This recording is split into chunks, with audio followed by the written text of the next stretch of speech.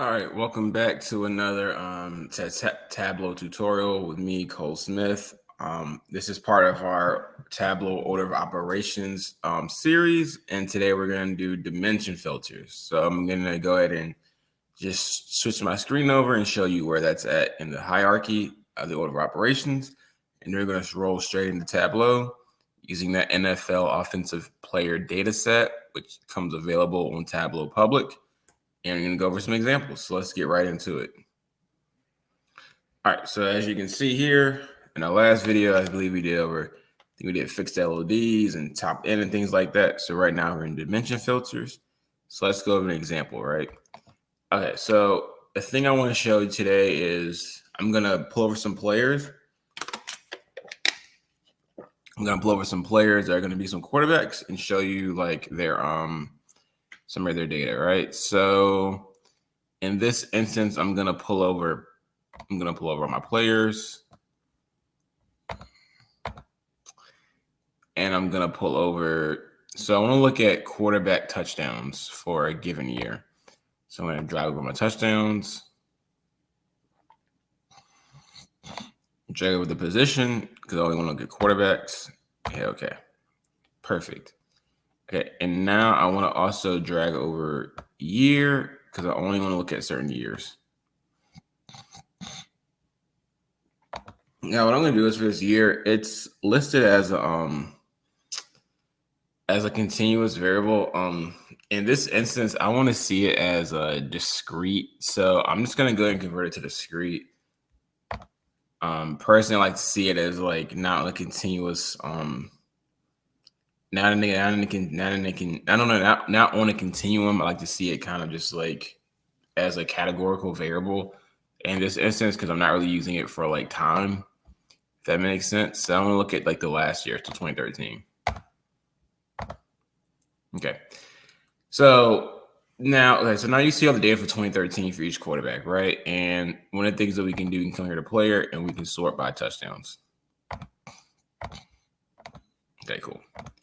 All right, so in that year, Peyton Manning had, I think this is right.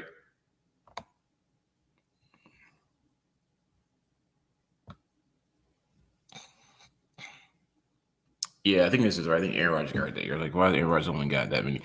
Okay, so Peyton Manning had 55 touchdowns, followed by Drew Brees 39. These are all passing touchdowns. Andy Dalton and Philip Rivers and Romo. Okay, so where this gets interesting is, so you're probably looking at this thing, and this is a very simple example, and I can produce this myself. And I would say, yes, this is very, very simple example.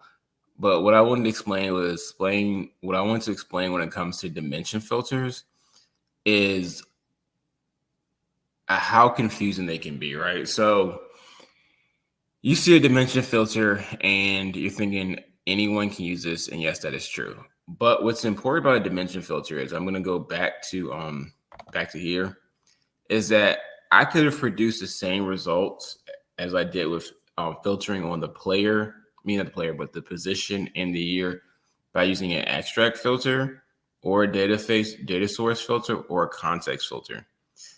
The difference is you only want to use dimension. The differences between those four effectively is where they come in the pipeline, right? So if I wanted to do an LOD, but I wanted to be above the dimension filter, then I can use a dimension filter to control how my view is showing and then do an LOD above that to be able to bring in data that's not necessarily in the view, right? So it's very important to understand the difference between those different those different filters is when you want to filter out the data. And what's gonna happen is as you filter out at different levels, it's going to affect the type of calculation that you can and can't use, right? So we go back here, right? So if I filtered those things at those two dimensions at the context filter, then I wouldn't be able to do an LOD to present something that's not at the view level because I've already filtered it out. And that's where dimension filter comes in, right? Is that I can use it to control how my view looks, but then also use things like sets and conditional filters that are at a higher level to show things that are not just on my view. And that's really the key between dimension filters and context and data source and extract. So very simple example, but I really wanted to hit home. Sorry, I'm the screen share. But I really wanted to hit that point home about the difference. And then in the next video, we're gonna go over I'm gonna do like an include or exclude. I'm probably just gonna do exclude since they're really the same thing. Just one is include and one exclude. Maybe I'll do both, but I'm just gonna do that. So I'm gonna continue through the operations. If you have any questions or any comments, please comment down below. Don't forget to comment, like, subscribe, and share. And see you next time. Peace.